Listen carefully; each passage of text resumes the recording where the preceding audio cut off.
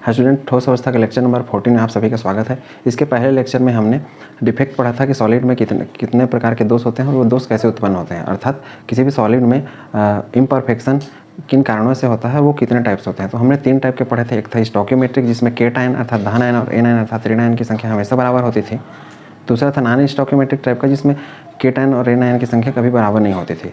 और जो तीसरा हमारा दोष है, जिसको हम आज के सेशन में पढ़ने वाले हैं, इसको कहा जाता है इम्प्योरिटी डिफेक्ट अर्थात अशुद्धता दोष, और इसे ही इलेक्ट्रॉनिक डिफेक्ट या फिर इलेक्ट्रिकल दोष भी कहा जाता है। इस प्रकार के अशुद्धता दोष में करते क्या है कि कोई भी जो क्रिस्टल रहता है हमारा, उसमें बाहर से कोई दूसरा पदार्थ हम ऐड कर देते हैं या मिक्स कर देते हैं, अर्थात मिला देते हैं।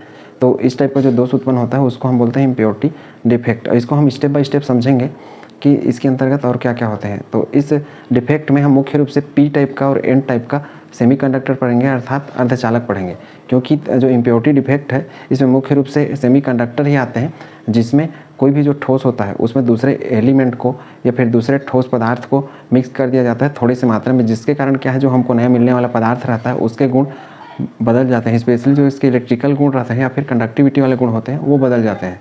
मतलब इसमें कंडक्टिविटी की क्षमता एक प्रकार से बढ़ जाती है जब हम टेम्परेचर को बढ़ा देते हैं। तो और इसको हम पढ़ेंगे अर्धचालक के अंतर्गत। इसको हम स्टेप बाय स्टेप समझते हैं कि इम्प्योरिटी डिफेक्ट को पढ़ने से पहले कि यदि हम ठोस को देखें कंडक्टिविटी के हिसाब से, तो हमारा जो ठोस होता है वो 3 प्रकार से हो सकता है। एक तो होता है सुचालक अर्थात जिसको कंडक्टर बोल सकते हैं, दूसरा होता है कुचालक जिसको इंसुलेटर कह सकते हैं, तीसरा हो सकता है सेमीकंडक्टर जिसको हम अर्धचालक कहते हैं। अब यदि मैं सुचालक की बात करूं तो ये क्या करता है, ये आसानी से विद्युत को प्रवाह कर सकता है, विद्युत को प्रवाह कर सकता है, प्रवाह करता है या कर सकता है। और विद्युत को प्रवाह का अर्थ क्या है, वास्तव में ये इलेक्ट्रॉन को फ्लो कर सकता है या प्रवाहित करता है। इलेक्ट्रॉन का बहना ही क्या कहलाता है, एक प्रकार से विद्युत या इलेक्ट्रिसिटी कहलाता है। तो ये हमारा हो गया सुचालक। अब इसका यदि एग्जांपल मैं देखूं तो जितने भी मेटल आते हैं हमारे वो सब इसी में आएंगे, जैसे कॉपर हो गया, अपना सिल्वर हो गया, या फिर गोल्ड हो गया, एल्युमिनियम हो गया, ये सारे एग्जांपल इसी के हैं कंडक्टर के। अब जो हमारा ठोस है, चूँकि हम चालकता अर्थात कंडक्टिविटी के हिसाब से इसको हम डिवाइड कर रहे हैं 3 भाग में। ये तो सुचालक था जिसमें आसानी से बिजली प्रवाह हो सके। इंसुलेटर की बात करूँ तो इसमें विद्युत प्रवाह नहीं होता है, अर्थात बिल्कुल भी नहीं होता, विद्युत प्रवाह नहीं होता। विद्युत प्रवाह नहीं होता का अर्थ है कि ये इलेक्ट्रॉन को फ्लो नहीं कराएगा, ठीक है।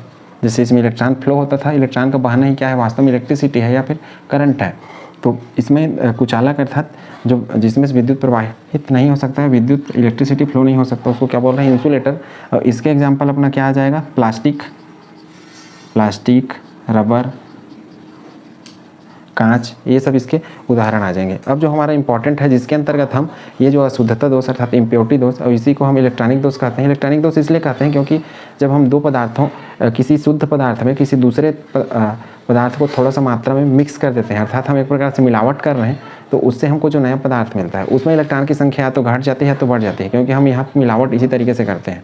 और वो कहाँ पे बढ़ती है, वो जो क्रिस्टल लैटिस रहता है उसमें का जो जालक बिंदु वाला पॉइंट रहता है, वो सारी चीज़ें थोड़ी सी बदल जाती हैं। इस वजह से इम्प्योरिटी डिफेक्ट के अंतर्गत हम अर्धचालक को पढ़ते हैं।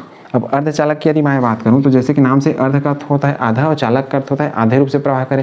कहने का अर्थ है कि यह चालक अर्थात सुचालक बोल सकता हूँ, चालक व कुचालक अर्थात इन दोनों के बीच का स्टेज है। अर्थात ना तो ये बहुत तेज़ी से इलेक्ट्रॉन को बहाएगा, अर्थात बहुत तेज़ी करंट भी फ्लो नहीं होगा, और बहुत धीमा भी नहीं होगा, अर्थात औसत स्पीड से इसमें करंट फ्लो होगा। यह चालक और कुचालक के बीच का गुण रखता है, गुण रखता है। यदि मैं अपनी आवर्त सारणी की बात करूं अर्थात पीरियाडिक टेबल की, तो जो सुचालक हैं उसमें मैक्सिमम मेटल हैं, अर्थात क्या है, मेटल मतलब धातु। कुचालक की बात करूं तो इसमें नॉन मेटल है। नॉन मेटल का अर्थ है अधातु। कुछ अपवाद हो सकते हैं, अपवाद अर्थात जैसे कार्बन अधातु है लेकिन फिर भी इलेक्ट्रॉन को फ्लो कराता है, लेकिन मैक्सिमम जो अधातु है इलेक्ट्रॉन को नहीं बढ़ाते, ठीक है। तो जो अपने पी ब्लॉक के मैक्सिमम जो एलिमेंट है वो सब इसी कैटेगरी में है, कुचालक वाले कैटेगरी में, वो अधातु वाले कैटेगरी में आते हैं।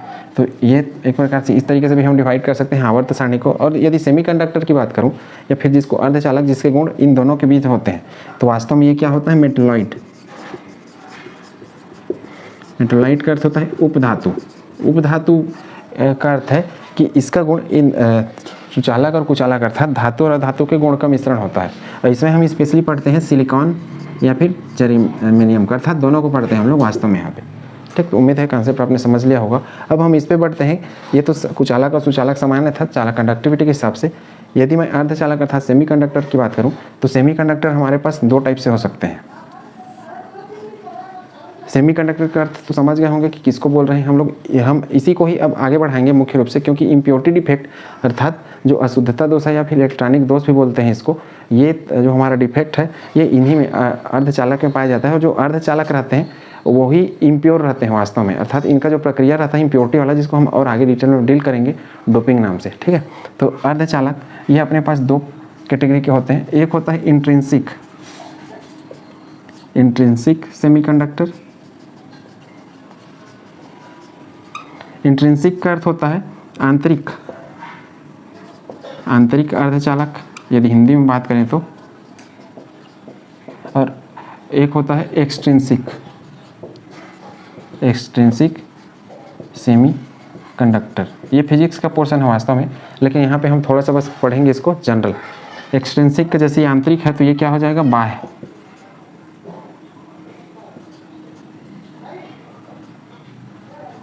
बाह्य अर्धचालक। आंतरिक जो होता है हमारा, इसमें जो अपने पदार्थ होते हैं, अब यहाँ पे मैं धातु इसलिए नहीं बोलूँगा क्योंकि जो हमारा सेमीकंडक्टर है वास्तव में किससे बना है, उपधातु से। ठीक, यदि धातु रहता तो मैं मेटल बोलता स्पष्ट, इसलिए यहाँ पे सिर्फ मैं पदार्थ शब्द बोल रहा हूँ। पदार्थ था मेटल, और मेटल किसको बोलते हैं, प्रकृति का हर एक वो चीज़ जिसका वजन हो, जो अपना जगह घेरे, उसको हम बोलते हैं पदार्थ। ठीक है, तो यहाँ पे जो अपना पदार्थ रहता है ये क्या होता है, शुद्ध अवस्था में रहता है, शुद्ध अर्थात प्योर फॉर्म में। और इसमें इसका उदाहरण है सिलिकॉन और जर्मेनियम। और सिलिकॉन और जर्मेनियम कौन से फैमिली के सदस्य हैं, ये 14वां अर्थात 14th ग्रुप के सदस्य हैं, जिसको यदि हम मेंडलीव के हिसाब से देखें तो 4A भी इस तरीके से लिखा जाता है, अर्थात इस समूह का ये सदस्य है। तो इसको याद रखना है। अर्थात सिलिकॉन और जर्मेनियम इंट्रिंसिक सेमीकंडक्टर है, ये शुद्ध रूप में पाए जाते हैं, अर्थात इस शुद्ध रूप में भी ये अर्धचालक का काम करते हैं। अब ये सिलिकॉन या जर्मेनियम, स्पेशली सिलिकॉन का अर्धचालक या सेमीकंडक्टर बहुत अधिक मात्रा में बनाया जाता है। क्यों? क्योंकि ये प्रकृति में बहुत अधिक मात्रा में मिलने वाला एक प्रकार से तत्व है। जैसे जो रेत होता है उसमें बहुत ज़्यादा मात्रा में मिलता है, इसलिए सिलिकॉन से ही स्पेशली जितने सेमीकंडक्टर रहते हैं वो बनाए जाते हैं। ठीक है, अब ये तो शुद्ध फॉर्म में है, लेकिन हम यहाँ क्या पढ़ रहे हैं, अशुद्धता अर्थात इम्प्योरिटी। तो हम इसके आगे स्कोप नहीं पढ़ने वाले हैं। ठीक है, इसमें भी ऐसा नहीं कि इलेक्ट्रॉन फ्लो नहीं होगा, यहाँ भी इलेक्ट्रॉन फ्लो होगा, यहाँ भी बिजली उत्पन्न होगा। अब यहाँ पे ऐसा रहेगा कि यदि हम टेम्परेचर को बढ़ाते जाएँ तो जो करंट रहेगा, या फिर बोल सकता हूँ चालकता या कंडक्टिविटी, ये भी क्या होते जाएगी, बढ़ते जाएगी। जनरली हम देखते क्या है कि यदि मैं यहाँ पे सुचालक या जो धातु वाला केस है, यहाँ पे यदि मैं टेम्परेचर को बढ़ा दूँ तो जो करंट है या फिर चालकता है वो क्या हो जाता है, घट जाता है। अर्थात कोई भी यदि मैं मेटल का वायर लूँ और उसको गर्म कर दूँ और यहाँ से बिजली का करंट ऑन करूँ तो आगे अगले छोर पे हमको बिजली करंट कम मात्रा में मिलेगा, किसमें, धातु के केस में। लेकिन अर्धचालक जो होता है हमारा, इनके केस में इसका ठीक उल्टा होता है। यहाँ पे हम टेम्परेचर बढ़ाएंगे तो हमको जो इसके अर्थात जो धारा है या फिर बोल सकता हूँ चालकता, इसकी क्या हो जाती है, बढ़ जाती है। अब इसकी चालकता बढ़ जाती है क्योंकि इनके जो इलेक्ट्रॉन रहते हैं एक प्रकार से फ्री नेचर के रहते हैं, सही डायरेक्शन पे सेट हो जाते हैं। लेकिन यहाँ पे चालकता घट जाती है। इसका कारण ये है कि इनका जो इलेक्ट्रॉन रहता है ये जब सामान्य नॉर्मल वे पे ऐसे चलते रहते हैं, और जब हम इसको हीट करना स्टार्ट करते हैं तो हीट करना स्टार्ट करते हैं तो जो मेटल रहता है अपना, इसके इलेक्ट्रॉन क्या करते हैं, अपने जगह पे होकर ऊपर नीचे वाइब्रेट करना शुरू कर देते हैं। तो इससे क्या होता है कि इधर पीछे के जो इलेक्ट्रॉन फ्लो करते रहते हैं उनके लिए रुकावट पैदा कर देता है, अर्थात रास्ते को जाम कर देता है। जिस कारण क्या होता है, जो मेटल अर्थात धातु रहते हैं या फिर सुचालक जो होते हैं, उनका जब भी ताप बढ़ाते हैं उनकी चालकता हमेशा घट जाती है। चालकता घट जाती है का अर्थ क्या है, प्रतिरोध अर्थात रुकावट बढ़ गई। क्यों बढ़ गई? क्योंकि इसके जो इलेक्ट्रॉन या बोल सकता हूँ मैं परमाणु थे या फिर एटम थे, वो क्या है, वाइब्रेशन स्टार्ट कर देते हैं। वाइब्रेशन अर्थात कंपन शुरू कर देते हैं अपनी जगह पे। तो जिसके कारण क्या है, इधर से जो एटम के इलेक्ट्रॉन आगे फ्लो करते रहते हैं उनके लिए आगे नहीं जाने देता। क्योंकि जब ये ऐसा ऊपर नीचे होता रहेगा तो इधर के इलेक्ट्रॉन के लिए क्या करेगा, रुकावट का काम करेगा। तो उम्मीद है कंसेप्ट आपने समझ लिया होगा कि इसमें चालकता घटती क्यों है, इसमें चालकता बढ़ती क्यों है। ठीक है, तो ये तो इंट्रिंसिक टाइप का था, और ये चालकता बढ़ने वाला इसमें भी होता है और इसमें भी, क्योंकि हम अर्धचालक की ही बात कर रहे हैं। इसके आगे का पोर्शन ये, ठीक है। तो इंट्रिंसिक ये तो अपने सिलेबस का पार्ट नहीं है, ये सामान्य जानकारी है। अब एक्सट्रिंसिक की यदि मैं बात करूँ तो एक्सट्रिंसिक ये पाया जाता है इम्प्योर में, इम्प्योर अर्थात अशुद्ध में, कहने का अर्थ है कि इसमें हम मिक्सिंग कर देते हैं दो अलग अलग पदार्थों का, अर्थात एक पदार्थ की मात्रा अधिक होती है, दूसरा उसमें थोड़ी सी मात्रा में डाल दिया जाता है, तो उसको उस प्रक्रिया को हम वास्तव में बोलते हैं डोपिंग, या हिंदी में कहा जाता है अपमिश्रण। तो ये इम्प्योर में पाया जाता है, और ये इम्प्योर अर्थात अशुद्ध में, और इसके हम दो टाइप पढ़ते हैं। एक होता है एन टाइप, ये एन टाइप को स्मॉल एन भी लिख सकते हैं, और ये होता है दूसरा पी टाइप, इसको हम स्मॉल या कैपिटल दोनों पी लिख सकते हैं, और दोनों में कन्फ्यूजन नहीं होना है। या पी का अर्थ होता है पॉजिटिव और एन का अर्थ होता है निगेटिव। और केमिस्ट्री में निगेटिव का अर्थ होता है इलेक्ट्रॉन का बढ़ जाना, पॉजिटिव का अर्थ होता है इलेक्ट्रॉन का घट जाना। तो उम्मीद है कंसेप्ट आपने समझ लिया होगा कि इम्प्योरिटी डिफेक्ट किसमें पाया जाता है, इसको नोट करिए। फिर हम ये जो सेमीकंडक्टर है एक्सट्रिंसिक टाइप का, जो कि इम्प्योर अर्थात अशुद्ध चीज़ों के लिए में पाया जाता है, उसको हम आगे स्टेप बाय स्टेप पढ़ना शुरू करेंगे। इनकी खासियत ये होती है एक्सट्रिंसिक सेमीकंडक्टर की कि जो 0 केल्विन अर्थात जो टेम्परेचर है 0 केल्विन, इस पे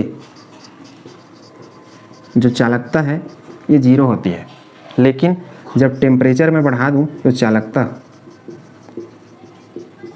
बढ़ जाएगी। कहने का अर्थ है कि सामान्य अवस्था में जो अर्धचालक अर्थात सेमीकंडक्टर रहते हों वो इलेक्ट्रॉन का फ्लो नहीं कराएंगे, अर्थात बिजली को के करंट को आगे बढ़ाने में मदद नहीं करेंगे, वो कुचालक की तरह व्यवहार करने लगेंगे, क्योंकि अर्धचालक दोनों जैसा काम करता है, कुचालक और सुचालक। यहाँ पे हमने पढ़ा, तो यही है इसका कारण कि 0 केल्विन पे ये इसकी चालकता शून्य होती है, अर्थात 0 केल्विन का अर्थ क्या है, -273 डिग्री सेल्सियस। इस टेम्परेचर पे ये इसकी चालकता शून्य होती है, लेकिन जब हम टेम्परेचर इससे थोड़ा सा भी आगे बढ़ा देते हैं -273 से आगे, अर्थात 0 केल्विन से आगे जब बढ़ाना शुरू करेंगे तो टेम्परेचर बढ़ेगा, चालकता इसमें बढ़ना शुरू हो जाता है, अर्थात इलेक्ट्रॉन का फ्लो करेगा और ये चालक जैसे व्यवहार करना शुरू कर देगा। उम्मीद है कॉन्सेप्ट आपने समझ लिया होगा, इसको नोट करिए। फिर ये हम दोनों अर्धचालक के प्रकार को पढ़ते हैं और साथ में डोपिंग पढ़ते हैं कि कैसे बनता है।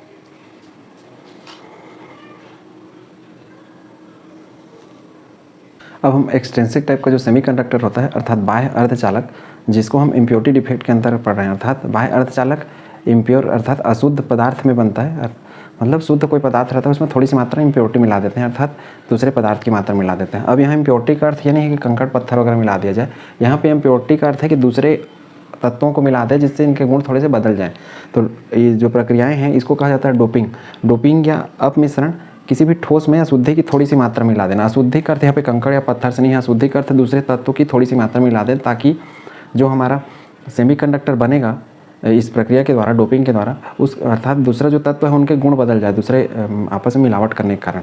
अब इसी विधि के द्वारा अर्धचालक या सेमीकंडक्टर बनाए जाते हैं। सेमीकंडक्टर अपने पास एक्सट्रिंसिक सेमीकंडक्टर दो टाइप के हैं, एक पी टाइप का अर्धचालक और दूसरा एन टाइप का। अब यहाँ पी का अर्थ ये होता है कि पी का अर्थ होता है पॉजिटिव, ठीक है, पी का अर्थ पॉजिटिव। और केमिस्ट्री में पॉजिटिव का अर्थ क्या होता है, पॉजिटिव का अर्थ होता है इलेक्ट्रॉन की कमी।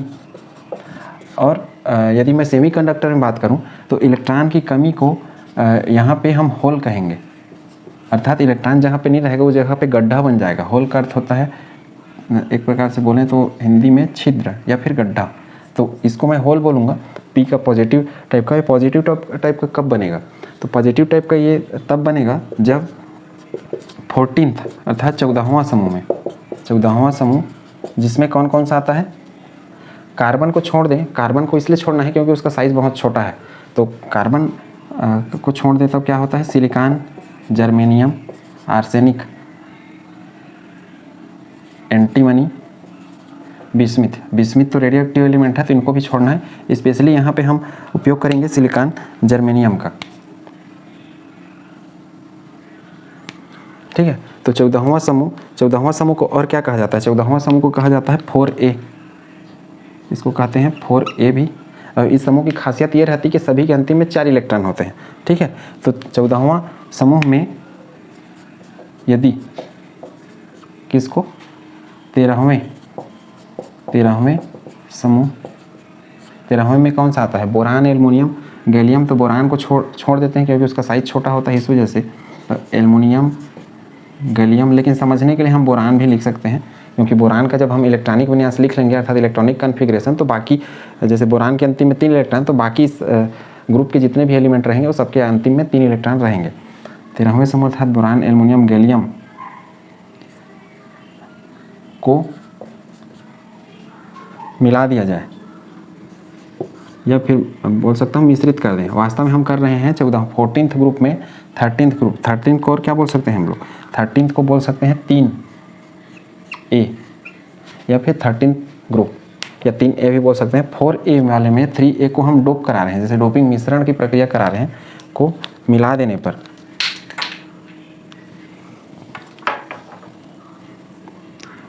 पर P टाइप का अर्धचालक बनता है, अर्धचालक बनता है। अब ये कैसे बनता है वो देखिए, इसमें से मैं ये सिलिकॉन को ले रहा हूँ, इस वाले को, और यहाँ से एक इसको ले लेता हूँ, एल्युमिनियम को, किसी को भी ले सकते हैं, गैलियम को भी ले सकते हैं, बनाना वैसा ही है सेम। अब जैसे देखिए मेरे पास सिलिकॉन का कोई क्रिस्टल है सपोज इस तरीके से, तो सिलिकॉन कौन सी फैमिली का सदस्य है, कार्बन का, कार्बन के नीचे आता है कार्बन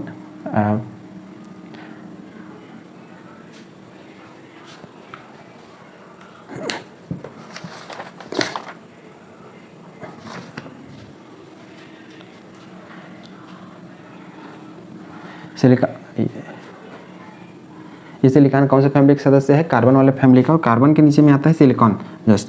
तो यदि मैं सिलिकॉन की बात करूँ तो सेम इसका कार्बन के जैसे ही अंतिम इलेक्ट्रॉन रहेगा, जैसे मैं कार्बन का लिख रहा हूँ 1s² 2s², 2p, 2 अंतिम में कितने 4 इलेक्ट्रॉन, अर्थात मैं बोल सकता हूँ कि ये जो चौथा समूह है वो सबके अंतिम में 4 इलेक्ट्रॉन, चाहे मैं किसी को भी लूँ। कार्बन को इसलिए हम नहीं ले रहे हैं क्योंकि कार्बन का साइज छोटा होता है और ये एक प्रकार से सेमीकंडक्टर बनाने के लिए उपयोगी नहीं होता है, क्योंकि कार्बन मेटल जैसे भी व्यवहार करता है, नॉन मेटल जैसे, स्पेशली नॉन मेटल जैसे व्यवहार करता है कार्बन, इस वजह से। ठीक है, तो मैं सिलिकॉन का यदि उदाहरण लूँ तो सिलिकॉन में चूंकि क्या है, कार्बन के अंतिम में 4 इलेक्ट्रॉन है और कार्बन के फैमिली का कौन सा है, सिलिकॉन, तो सिलिकॉन के अंतिम में भी कितने इलेक्ट्रॉन होंगे, 4। तो चारों दिशा से देखिए 1 2 3 4। अब एक सिलिकॉन दूसरे सिलिकॉन से इस तरीके से जुड़ते जाता है, ये देखिए इसका एक इलेक्ट्रॉन, यहाँ भी सिलिकॉन लगा देते हैं इस तरीके से, ये भी एक सिलिकॉन। ठीक, तो उम्मीद है कॉन्सेप्ट आप समझ रहे होंगे, अर्थात एक सिलिकॉन दूसरे से जोड़ रहा है, ये है इसका अर्थ। क्यों, क्योंकि ये देखिए एक का सिलिकॉन के इलेक्ट्रॉन दूसरे सिलिकॉन के इलेक्ट्रॉन से क्या बनाएगा, कोवेलेंट बॉन्ड, अर्थात सहसंयोजक बंध बनाएगा, इस तरीके से बॉन्ड बनाते हुए जुड़ेगा। इसको आप जैसा भी चैन बनाना चाहिए बना सकते हैं। यहाँ पे आपको याद ये रखना है कि इनके जो इलेक्ट्रॉन हैं ये इस बंध को बनाने में भाग ले रहे हैं, ये इसके साथ इस तरीके से। अब ये मैं ऐसा क्यों बनाया, ये हमारा जो सिलिकॉन है उसका ये हमारा जो सिलिकॉन है उसका क्रिस्टल लैटिस अर्थात जालक है, एक प्रकार से क्रिस्टल जालक है, और सिलिकॉन के स्ट्रक्चर इस तरीके से होता है। अब सिलिकॉन कौन सा 14वें समूह का सदस्य है, देखिए इस 14वें समूह में यदि 13वें समूह को मिला दें, अर्थात 14वें समूह का जो क्रिस्टल है उसमें यदि हम 13वें समूह को मिला दें, अब मिक्स करेंगे तो क्या होगा, 13वें समूह का कोई भी, चाहे एल्युमिनियम रहे या गैलियम। अब 13वें समूह की यदि मैं बात करूं, जैसे एल्युमिनियम को लिखूं तो एल्युमिनियम का परमाणु क्रमांक 13 होता है, इसका तो 6 है कार्बन का, तो ये 2 8 और 3, अर्थात अंतिम में कितने इलेक्ट्रॉन होंगे, सिर्फ 3। तो एक जगह को मैं कहीं को भी, जैसे मैं यहीं का हिस्सा हटा दूँ और यहाँ पर क्या कर दूँ, इस जगह पर मैं फिक्स कर दूँ एल्युमिनियम को, ये एल्युमिनियम। अब देखिए एल्युमिनियम के पास कितने इलेक्ट्रॉन है, सिर्फ 3 इलेक्ट्रॉन है, तो मैं इसके 3 इलेक्ट्रॉन को दिखा रहा हूँ, एक ये इलेक्ट्रॉन, दूसरा ये इलेक्ट्रॉन और तीसरा ये इलेक्ट्रॉन। एक जगह इसका पूरा खाली रहेगा, खाली रहने के कारण क्या है, ये बॉन्ड बनेगा नहीं। क्यों, क्योंकि इनके बीच में बॉन्ड बना हुआ है, एक इलेक्ट्रॉन इसका दूसरा इलेक्ट्रॉन इसका, इस वजह से।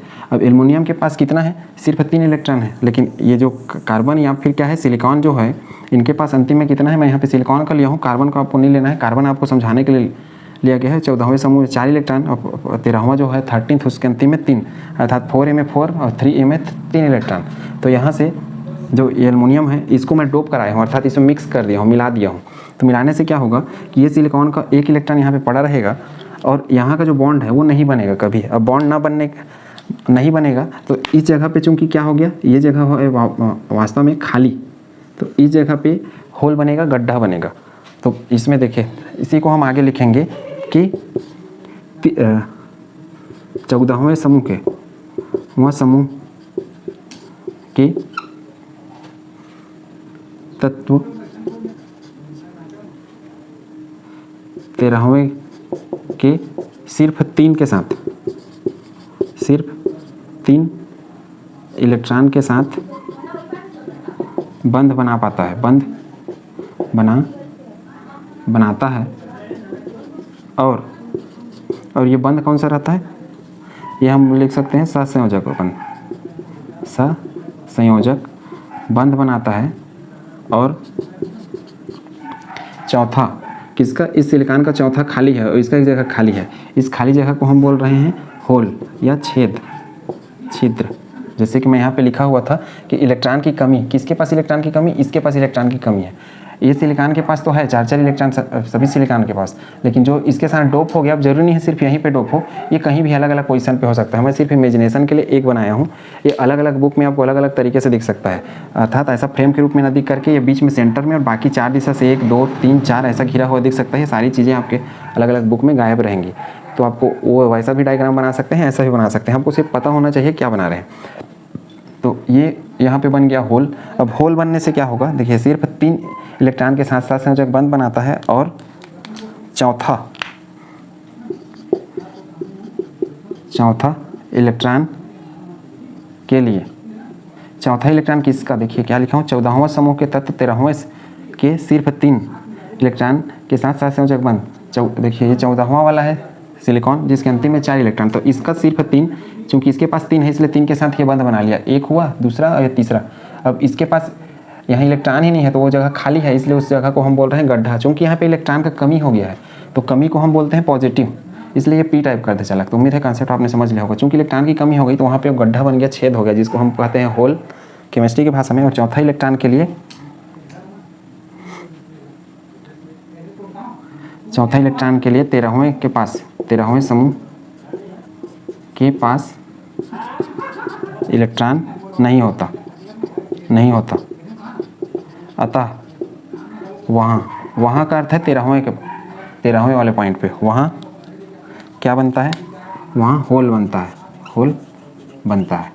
अब इस होल के कारण क्या होगा, इस होल के कारण इसमें विद्युत का प्रवाह होने लगेगा। अर्थात जब हम इसको हीट करना शुरू करेंगे, गर्मी देना शुरू करेंगे, तो देखिए ये होल है, तो यहाँ का इलेक्ट्रॉन इस पे जंप कर जाएगा, तो क्या होगा, ये इलेक्ट्रॉन जब यहाँ पे आ जाएगा तो इस जगह पे अब गड्ढा हो जाएगा। अब ये गड्ढा है तो इसको हटाने के लिए फिर इधर के इलेक्ट्रॉन जंप करेगा तो फिर गड्ढा हो जाएगा। तो एक प्रकार से क्या होगा, अलग अलग जगह पे होल बनते जाएंगे, इलेक्ट्रॉन्स का शिफ्टिंग होते रहेगा। इस कारण क्या है, इलेक्ट्रॉन का शिफ्टिंग क्या कहलाता है, वास्तव में चालकता। तो यहाँ पे क्या हो रहा है, होल के कारण यह चालकता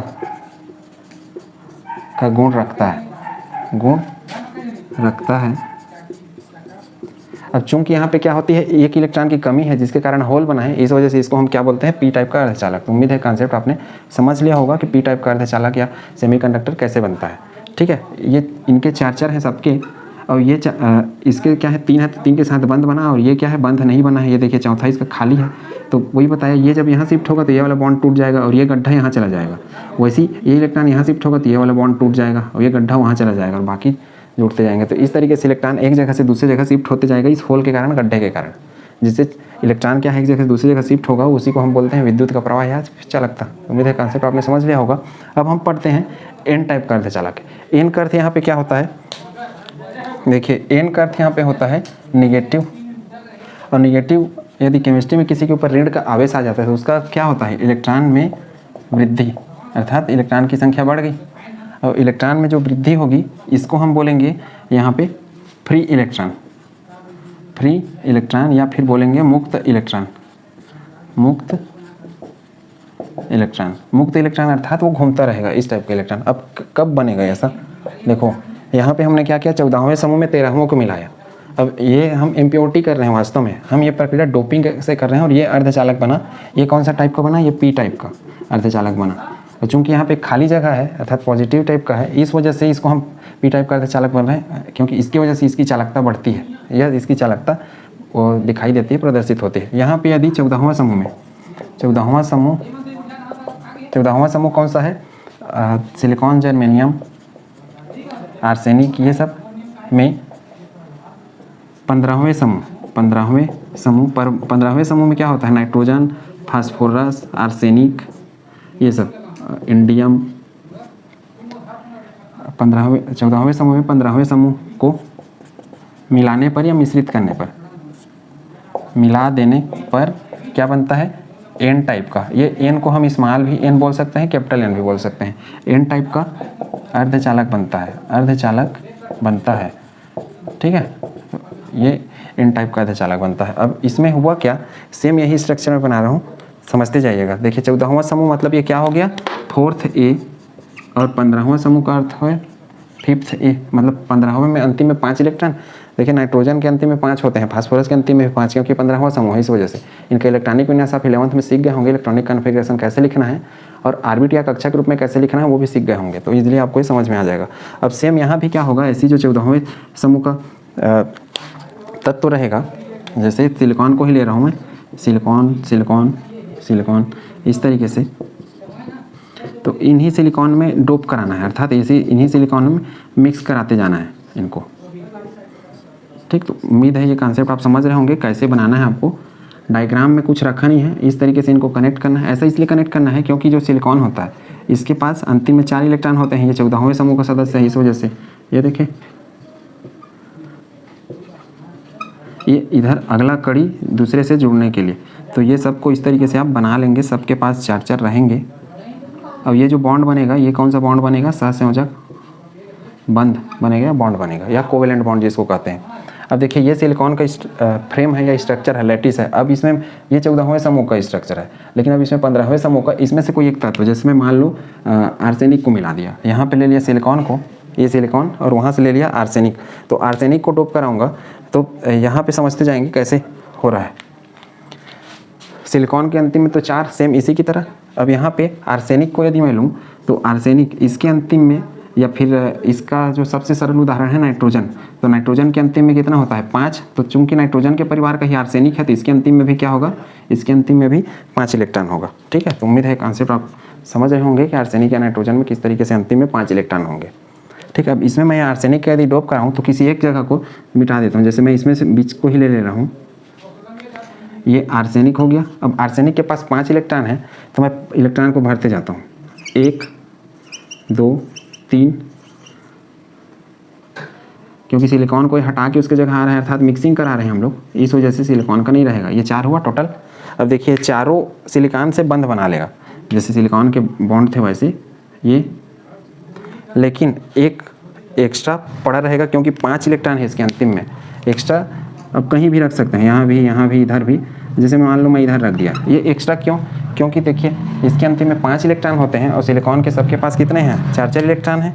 तो 4 इलेक्ट्रॉन तो होने के कारण क्या है, ये 4 के साथ तो बंध बना लेगा, लेकिन जो 5वां है उसके साथ बंध नहीं बनाएगा। तो मैं इसमें क्या लिख सकता हूँ कि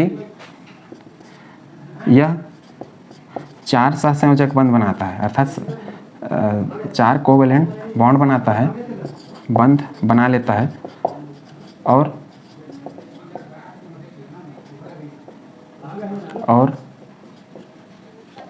15वें समूह का यह 4 सहसंयोजक बंध बना लेता है, अर्थात जो 14वां समूह है उसका, चूंकि 14वें समूह के अंतिम में सबके पास 4 इलेक्ट्रॉन है, इसलिए 4 के साथ ये 4 आर्सेनिक के 4 इलेक्ट्रॉन के साथ बंध बन गया, लेकिन आर्सेनिक के पास में कितना है, 5 है, तो 5वां खाली रहेगा, बंध बना लेता है। 15वें समूह के पास अतिरिक्त इलेक्ट्रॉन, एक अतिरिक्त इलेक्ट्रॉन होता है, अतिरिक्त इलेक्ट्रॉन होता है जो बंध नहीं बनाता,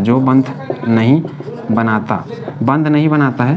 तो क्या होगा, यह अतिरिक्त इलेक्ट्रॉन, यह अतिरिक्त, या जिसको हम बोल सकते हैं मुक्त इलेक्ट्रॉन, यह मुक्त इलेक्ट्रॉन ही इसकी चालकता को बढ़ाता है, अब चूंकि यह इलेक्ट्रॉन एक्स्ट्रा है, इलेक्ट्रॉन जब एक्स्ट्रा होता है तो निगेटिव चार्ज आ जाता है, इस कारण हम इसको बोलते हैं एन टाइप का अर्धचालक। तो उम्मीद है कॉन्सेप्ट आपने समझ लिया होगा कि किसको हम एन टाइप का बोल रहे हो, किसको पी टाइप का। याद ये रखना है आपको कि 14वें में 15वें को मिलाएंगे तो 4 के साथ 4 का बंध बनेगा, लेकिन 15वें में 5 इलेक्ट्रॉन है तो 1 इलेक्ट्रॉन एक्स्ट्रा रहेगा, इसको हम बोल रहे हैं यहाँ पे फ्री इलेक्ट्रॉन, जिसके कारण क्या हो रहा है इसमें, ये मुक्त इलेक्ट्रॉन है या फ्री इलेक्ट्रॉन, जिसके कारण जो अपना अर्धचालक है उसकी चालकता बढ़ जाती है। और यहाँ पे क्या है, 14वें में अर्थात जिसके पास 4 इलेक्ट्रॉन है उसके साथ 3 इलेक्ट्रॉन वाले को जॉब करा रहे हैं, तो ये 3 के साथ ये 3 को तो बना लेगा, लेकिन इसका एक एक्स्ट्रा बच जाएगा, और इसमें चूंकि कमी रहती है हम इसको मिक्स करा रहे हैं, एक बार 13वें को, एक बार 15वें को, ठीक है। उम्मीद है आपने कॉन्सेप्ट समझ लिया होगा। इसमें हम क्या कर रहे हैं, इसमें हम 14th में 13th ग्रुप को मिक्स कर रहे हैं और इसमें हम कर रहे हैं 14th में 15th अर्थात 15वें समूह को मिक्स कर रहे हैं एन टाइप वाले में। तो इस तरीक़ा से एन और पी टाइप का अर्धचालक बनता है। तो उम्मीद है कंसेप्ट आपने समझ लिया होगा कैसे इनको बनाना है। एग्जाम के व्यू से बहुत इंपॉर्टेंट है। अब यदि सेमीकंडक्टर की बात करूँ तो इसका उपयोग क्या क्या है, तो ढेर सारे उपयोग हैं, जैसे एलईडी बल्ब बनाने में, ट्रांजिस्टर बनाने में, डायोड बनाने में, और भी अलग अलग इसके ढेर सारे उपयोग हैं। उम्मीद है कंसेप्ट आपने समझ लिया होगा। आज के लिए बस इतना ही। नेक्स्ट हम टॉपिक में बात करेंगे इनसे संबंधित न्यूमेरिकल क्वेश्चन के बारे में जो एग्जाम में पूछे जाते हैं, अर्थात जो डिफेक्ट है सॉलिड में या फिर इम्प्योरिटी है उससे संबंधित जो न्यूमेरिकल क्वेश्चन आते हैं वो सॉल्व करेंगे, कैसे पूछे जाते हैं और कैसे उनको अटेम्प्ट करना है। Thank you.